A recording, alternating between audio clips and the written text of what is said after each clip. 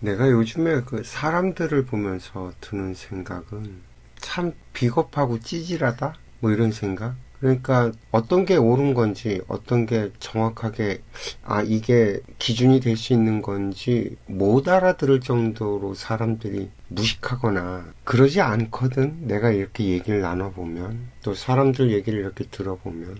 근데 묘하게 비틀어 가서 나중에 가보면 뭐 가령 예를 들어서 이런 거예요.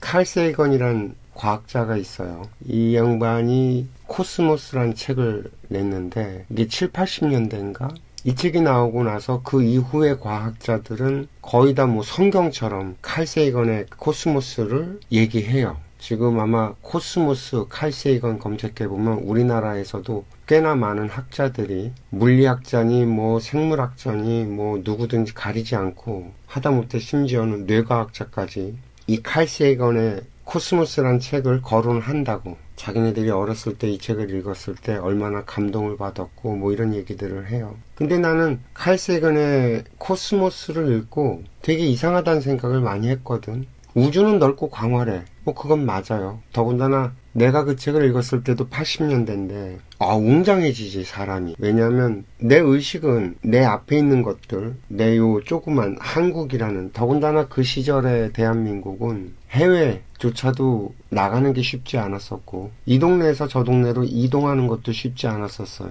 시외버스를 타고 덜컹덜컹거리는 비포장도로를 한없이 달려서 몇 시간에 걸쳐갖고 가야 됐고, 부산에서 서울까지 고속도로를 타고 가도 정말 꽤나 오랜 시간이 걸렸어요. 그때는 자동차들이 지금처럼 성능이 좋지가 않았기 때문에 시속 100km가 거의 한계점이었고 보통 80km 달리면 정말 빨리 달리는 것처럼 느껴졌던 시절이거든.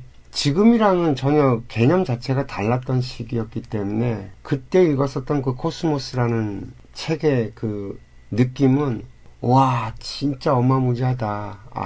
진짜 이 우주에서 이 지구별이라는 게 얼마나 별 볼 일 없어 보이고, 또 이 지구별 안에서도 대한민국이라는 땅, 그리고 거기에서도 내가 살던 그 도시, 내 바운더리 앞에 내 앞에 보이는 그런 시야 속에서 갇혀있던 나한테 엄청난 생각의 변화를 일으켜주는, 의식을 확장시켜주는 그런 거대한 힘이 있었던 책이었던 거 분명히 맞죠. 근데 거기서 내린 결론이 인간이 별거 아니다였어.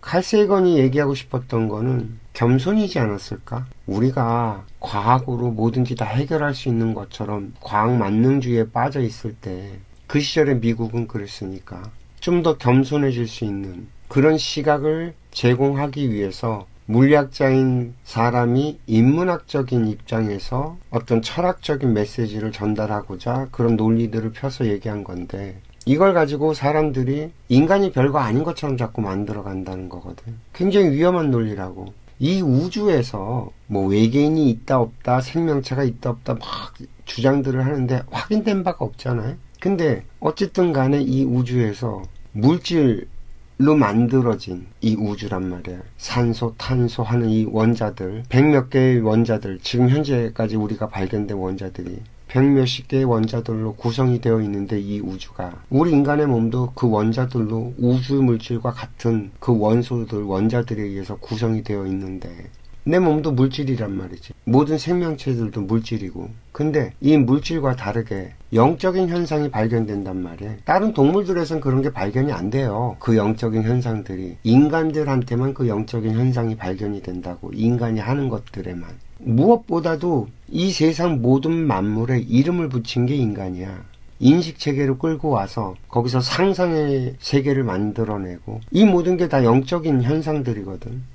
동물이라면 동물의 본능에 이끌려갖고 그냥 살아요. 거의 모든 동물, 식물들은 정말 생존 본능으로 그냥 살아간다고. 그리고 그것에 거부하고 대들고 싸우고 자연과 그러질 않아. 순리대로 그냥 그렇게 살아. 근데 그것에 거부하고 대들고 싸워서 악착같이 뭔가를 그건 인간밖에 없거든. 자연을 거스르는 건 인간밖에 없단 말이야. 그게 영적인 현상이거든. 그렇게 놓고 봤을 때 이 우주 만물치 중에 영성이 깃든 물질은 인간밖에 없는데 어떻게 인간이 하찮아? 하찮을 수 있나?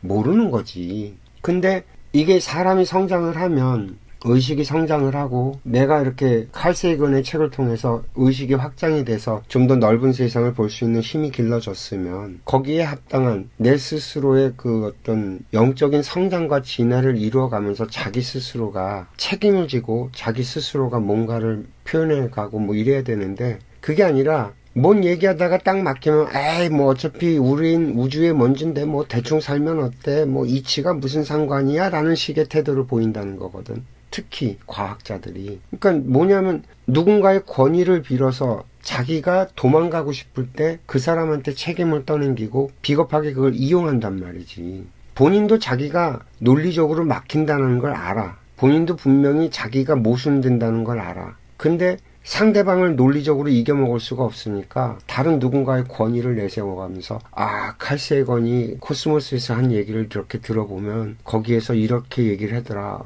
우리는 정말 보잘것없는 존재고 뭐 이런 식으로 풀어가거든. 자기가 모르는 거지. 지식을 무기로 쓰는 거야. 도킨스 같은 경우도 마찬가지라고요. 그 유전학적으로 뭐 이기적인 유전자라는 책을 써갖고 모든 걸 유전학적으로 그래서 이 안에 들어가 있는 원자나 원소나 이런 것들 물리나 화학 이걸로 풀어내려고서는 한단 말이지. 이 과학자들이 비겁한 게 내가 그런 거거든. 과학은 처음에 시작이 뭘로 시작하냐면 관찰로 시작하거든요.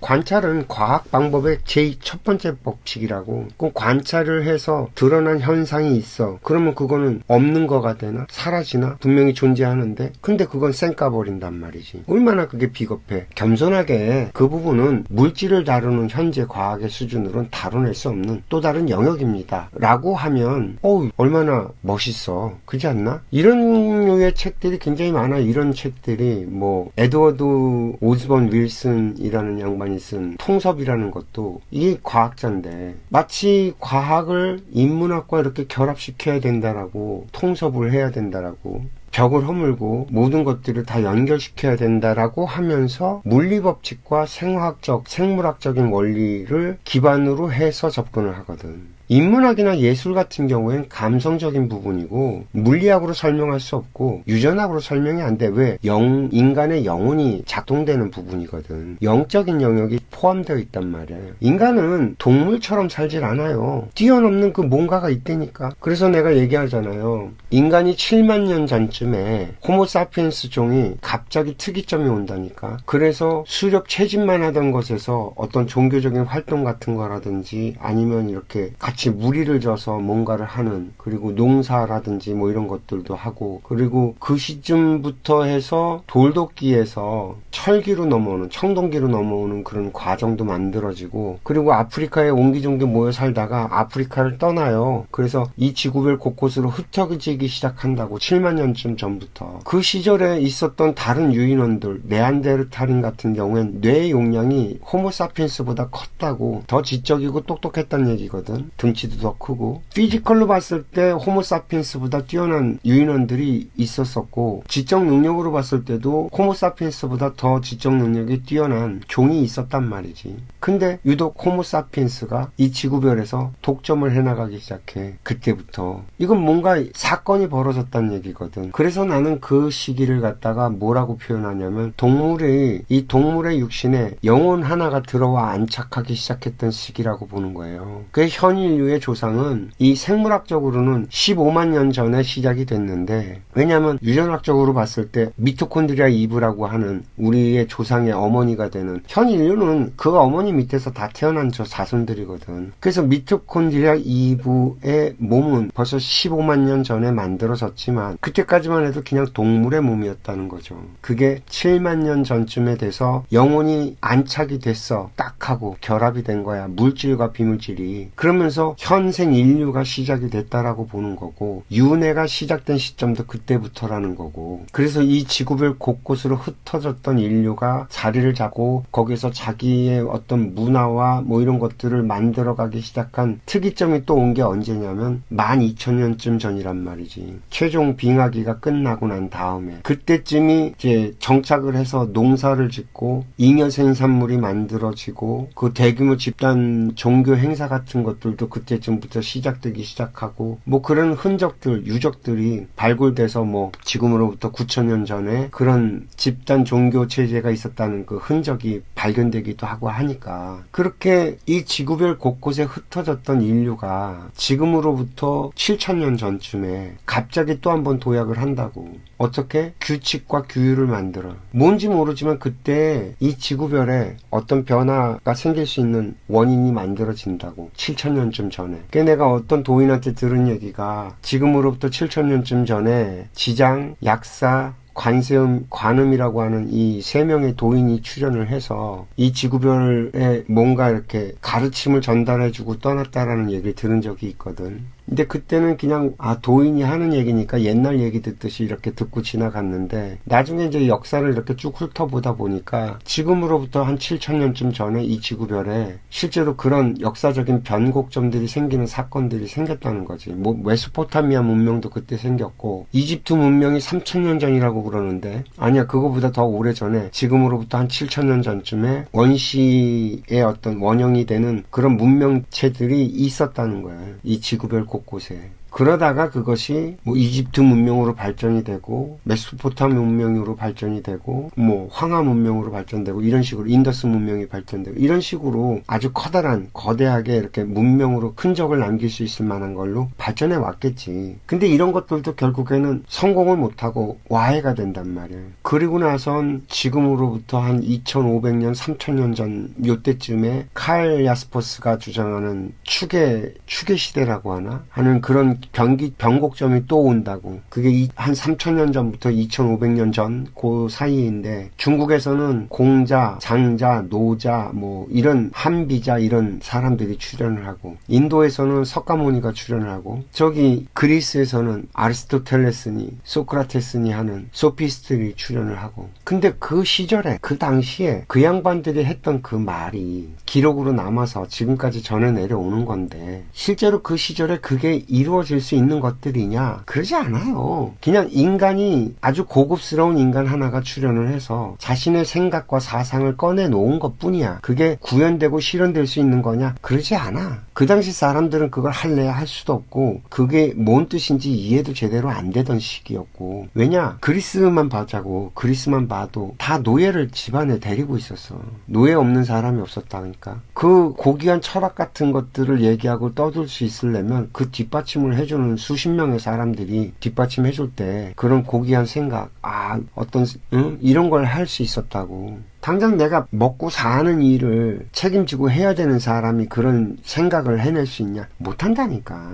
서가모니도 왕자로 태어나서 자기 수발을 다 들어줄 사람들이 있는 상태 내에서 고급적인 지식을 다 먹고 세상 사리분별을 어느 정도 할 수 있게 되고 난 다음에 출가를 해서 여기저기 돌아다니면서 고행을 하면서 경험을 하면서 깨달음을 얻어간 거지. 자기가 당장 먹고 살고 노예로 살고 있는데 그런 어린 반푼어치도 없는 얘기들이지. 공자도 그를 따르는 무리들이 있었고 그 무리들이 공자를 떠받들어서 공자가 그런 말을 하고 그런 철학적인 것들을 꺼내놓을 수 있게끔 뒷받침을 해줬기 때문에 공자의 사상이 세상에 이렇게 살아남아서 지금까지 내려올 수 있는 거지. 그 생각들이 3,000년이 지난 지금도 아직까지 이루어지지 않는 거예요. 3,000년 전에 정말 아무것도 없이 여기서 저기 가려면 정말 걸어서 내 몸으로 수레를 끌어가면서 굶어가면서 그렇게 가야 됐던 그 사람들이 했던 그 말조차도 지금 이 시기, 이런 풍요의 시기에 구현해내지 못하고 있다니까. 이게 굉장히 비겁한 거라고 현대인들이 그걸 성인으로 떠받들어요. 에라 이놈들아 싶은 거죠. 그 시대에는 무식하고 미개하고 환경과 조건도 안 갖춰졌기 때문에 말은 그럴싸하게 하고 정말 이런 걸 꺼내놨지만 그걸 이뤄내고 그것을 현실에 구현시킬 수 없는 환경과 조건이었단 말이지. 근데 지금은 이걸 네가 스스로 해낼 수 있는 조건과 환경이 다 갖춰져 있단 말이야.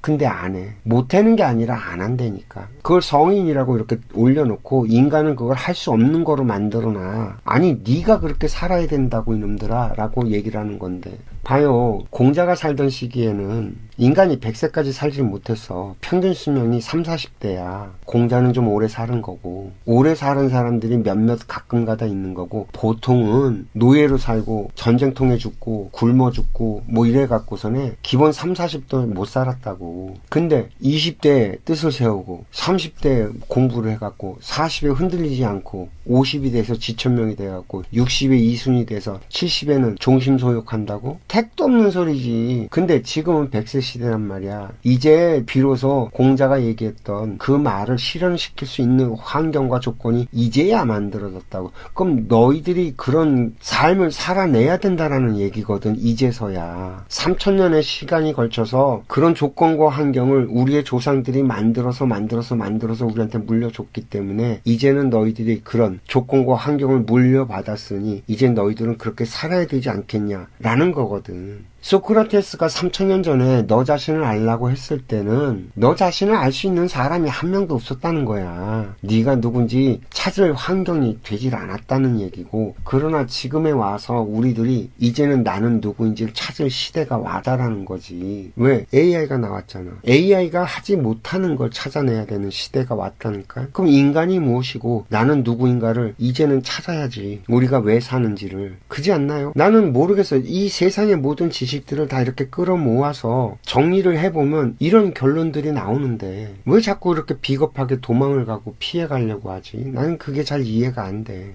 아직도 우리가 먹고 살아야 되는 거에 매달려야 될 만큼 그렇게 비루하고 고루하고 찌질한가? 굶어 죽지 않잖아. 남들보다 잘 살면 행복할 것 같아요. 잘 산다는 게 돈이 많아서 풍요롭게 더 많이 쓰고, 아니 근데 1조 뭐 몇백억 재산을 가져도요, 그 사람이 쓰는 한 달에 쓰는 돈이나 내가 나처럼 아무것도 없는 사람이 한 달에 쓰는 돈이나 따져보면 별반 차이 안 나. 진짜로 그 대기업 총수들은 바빠서 돈 쓸 시간이 없고, 그 양반들은 오히려 그 중간에 어정쩡하게 돈 좀 가진 애들이 돈 쓰면서 돈지랄 하면서 있는 척하면서 지들끼리 도토리 키재면서 네가 잘났니 내가 잘났니 뭐 이러면서 잘난 척하면서 뭐 여행 다니고 뭐 하고 명품백 들고, 이거는 돈 있는 애들이 하는 짓이 아니고 어설픈 애들이 그런 짓 하고, 대기업 총수가 하루 먹는 양이나 내가 먹는 밥의 양이나 돈으로 따져놓으면 별반 차이 안 나고, 그걸로 인간의 행복이 결정되는 게 분명히 아니라는 걸 뻔히 다 알면서 고만고만한 지식 갖고, 난 그 학자들을 참 그 거만한 게 못마땅한 게 그런 거거든요.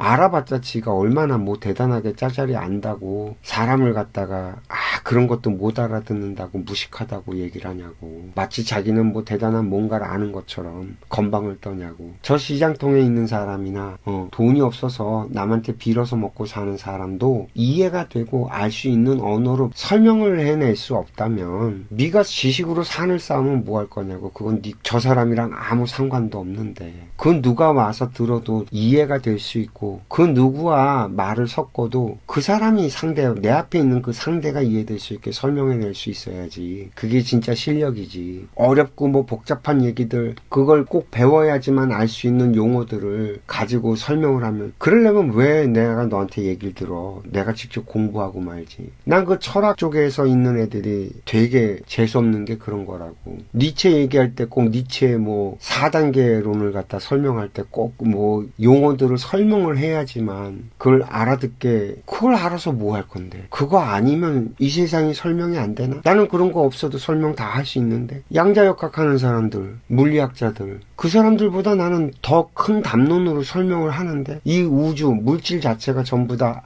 하나로 되어 있어서 하나의 유기체처럼 작동을 하고 있어서, 그래서 양자현상이 있을 수밖에 없다. 왜? 전부 다 하나니까. 정보를 주고받으려면 내 앞에 여기 지나가는 요 산소, 그리고 내 숨으로 들어오는 이 산소가 다르게 존재하기 위해서는 서로 정보를 공유하고 있어야지. 내 몸에 들어와서 산소가 다른 물질과 결합해서 내 몸을 구성하는 어떤 결합체가 되려면 나한테 와야 될 산소가 와야지, 나한테 오지 않아야 될 산소가 와서는 안 되잖아. 그럼 이 허공을 떠다니는 산소조차도 분리가 되어 있어 움직여야지만 되거든. 인과의 법칙을 놓고 따져보면 그렇게 될 수밖에 없고, 그게 정확하게 작동하고 있고, 실제로 우연은 없다는 거지. 이 우주에 정확한 인과의 법칙에 의해서 작동되고 되고 있기 때문에 간섭이 생길 수가 없고 혼선이 생기질 않는다는 거거든. 여기에서 유일하게 변수로 작용하는 건 인간의 영혼. 그래서 영혼이 들어와 앉은 인간만이 유일하게 자연의 법칙에서 어긋나갖고 지 멋대로 어디로 튈지 모르는 공으로 살아가고 있고, 그렇기 때문에 인생은 정해진 게 아니라 내가 어떻게 운영해 가느냐에 따라서 미래가 확정되어 있지 않다. 큰 흐름의 방향은 있지만, 뭐 이런 얘기가 설명이 되어지는 건데 좀 비겁하지 않았으면 좋겠어. 나는 사람들이 뭐 이런 얘기들을 하면 듣기 싫어하고 피해가고 그러는데, 피해간다고 피해지는지 난 잘 모르겠거든. 그리고 이 얘기가 그렇게 복잡하고 어려운 얘기도 아니고 누구나 들으면 이해가 될 수 있는 수준에서 설명을 다 해주거든. 물론 내 설명만 그렇겠지. 다른 사람들이 설명하는 거 들어보면 머리만 복잡해질 텐데, 그래서 내가 이 인생학교 채널을 만든 거예요. 자꾸 하도 사람들이 말 갖고 장난질을 치고 참거짓을 뒤섞여서 말을 하고 사람들 시간을 낭비시키니까, 야, 이거 나는 보이고 나는 알겠는데 사람들은 헷갈릴 수 있겠구나 싶어서 가짜들 다 쳐내고 참들만 이렇게 모아갖고 연결시켜서, 왜 그 가짜들이 왜 만들어져고 그 가짜들도 쓸모가 없는 건 아니거든. 다 쓸모가 있는 것들이니까. 그럼 그걸 어떻게 써야 되는지 이런 분별할 수 있는 힘을 길러줘야 되겠다 싶어서 이 채널을 만든 건데, 뭐 보는 사람이 없으니까 좀 그렇긴 하지만 어쨌든 그렇다는 거죠.